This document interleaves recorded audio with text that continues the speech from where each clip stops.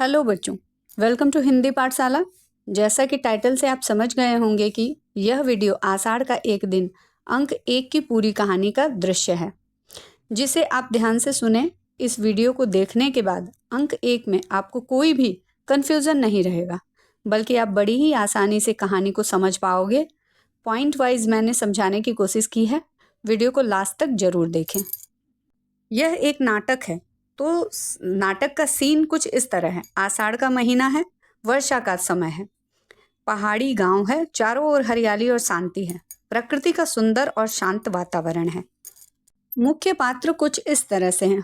मल्लिका सरल, भावुक, प्रकृति प्रेमी और कालिदास से प्रेम करती है। कालिदास प्रतिभाशाली कवि, संवेदनशील और प्रकृति से प्रेरित हैं।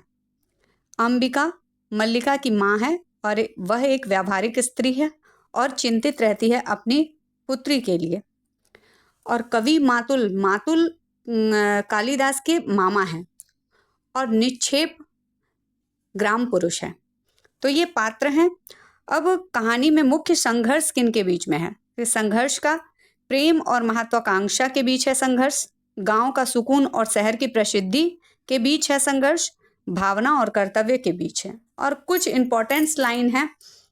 यह अंक प्रेम और त्याग को दर्शाता है। मल्लिका का चरित्र निस्वार्थ प्रेम का प्रतीक है। कालिदास का निर्णय उसके आंतरिक द्वंद्व को दिखाता है। और प्रकृति का क्या रोल है? नाटक की भावनाओं को और गहरा बनाती है।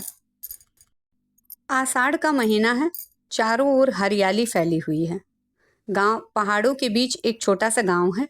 हल्की हल्की बारिश हो रही है, वातावरण बहुत शांत और सुंदर है। इसी प्राकृतिक माहौल में मल्लिका का घर है। मल्लिका बारिश में भीगती हुई घर लौटती है। वह बहुत खुश है क्योंकि उसे प्रकृति से बहुत लगाव है। उसकी माँ उसे देखती है और चिंता करती है कि इतनी बारिश में भीगना ठीक नहीं है, लेकिन मल्लिका के चेहरे की खुशी यह दिखाती है कि वह इस प्राकृतिक जीवन में ही सुख महसूस करती है। मल्लिका का मन कालिदास के में बसा हुआ है। कालिदास एक संवेदनशील और प्रतिभाशाली युवक हैं जो प्रकृति के बीच रहकर काव्य रचना करते हैं। मल्लिका उनके जीवन की प्रेरणा है। दोनों के बीच गहरा प्रेम है, लेकिन वह बहुत शांत और सच्चा है, बिना किसी दिखावे के।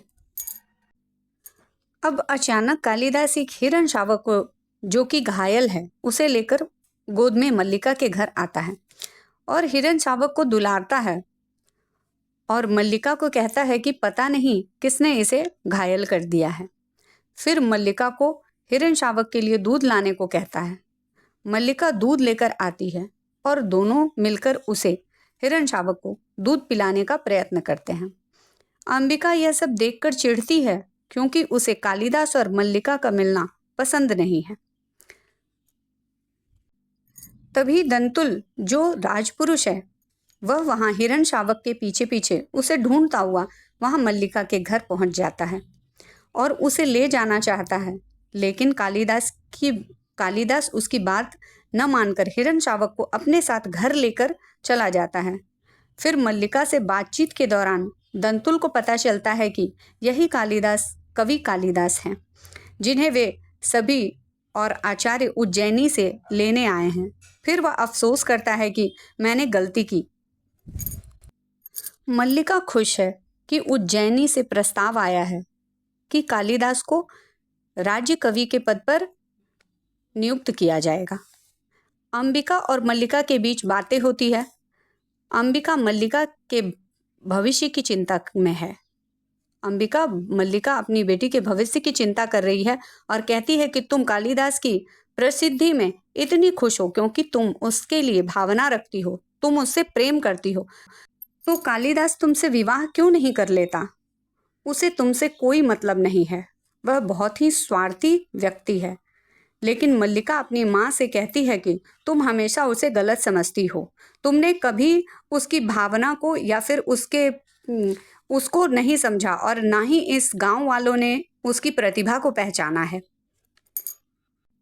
तभी मल्लिका के घर पर मातुल आता है और वह कालिदास के बारे में उल्टा सीधा कहता है और अपना किया गया परवरिश, जो कालिदास के लिए उसने जो भी किया है, उसके लिए मूल्य चाहता है कालिदास से, और वह अंबिका और मल्लिका को बताता है कि कालिदास ने जब ये सुना कि उज्जैनी से आचार्य मुझे सम्मानित करने तथा उज्जैनी के राज्य कवि के पद के लिए मुझे लेने आए हैं, तब से पहाड़ी के मंदिर पर जा बैठा है। वह कहता है कि उसे समझाना मुश्किल है, मातुल चापलूस व्यक्ति है। वह कालिदास के साथ उज्जैनी जाकर अपना जीवन भी राजकीय सुख में बिताना चाहता है। तभी दंतुल आकर मल्लिका से कहता है कि उसे कालिदास को उज्जैनी जाने के लिए कहना चाहिए, क्योंकि वही है जो कालिदास को समझा सकती है। जब अंबिका को यह पता चलता है कि निक्षेप के द्वारा यह पता चलता है कि कालिदास जगदम्बा के मंदिर पर चले गए हैं, इस घटना से आहत होकर, तब वह वहां जाना चाहती है, लेकिन अंबिका उससे वहां जाने देने के पक्ष में नहीं है। अंबिका नहीं चाहती कि मल्लिका वहां पर जाए मंदिर पर, लेकिन फिर भी मल्लिका चली जाती है। फिर वहां कालिदास मल्लिका से अपने मन की उलझन साझा करते हैं। वह कहते हैं कि उन्हें इस गांव और मल्लिका से बहुत लगाव है, लेकिन मल्लिका अपनी भावनाओं को दबाकर उन्हें समझाती है कि यह अवसर उनके जीवन को बदल सकता है। वह चाहती है कि कालिदास आगे बढ़े, भले ही उसे उससे दूर क्यों न होना पड़े। धीरे धीरे कालिदास उज्जैनी जाने का निर्णय ले लेते हैं। यह निर्णय उनके लिए आसान नहीं होता, लेकिन वे अपने भविष्य के बारे में सोचकर यह कदम उठाते हैं। इस अंक के लास्ट सीन में अंत में जब कालिदास जाने की तैयारी करते हैं, तब वातावरण भावात्मक हो जाता है। मल्लिका अपने प्रेम को त्याग देती है और चुपचाप उन्हें जाने देती है। उसके मन में दर्द है, लेकिन वह उसे प्रकट नहीं करती।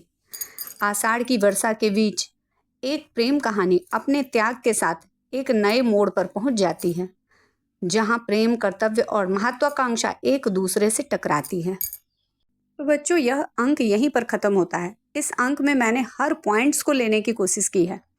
तो जितना हो सके दोस्तों के साथ इस वीडियो को शेयर कीजिए, लाइक और सब्सक्राइब कीजिए। Thank you.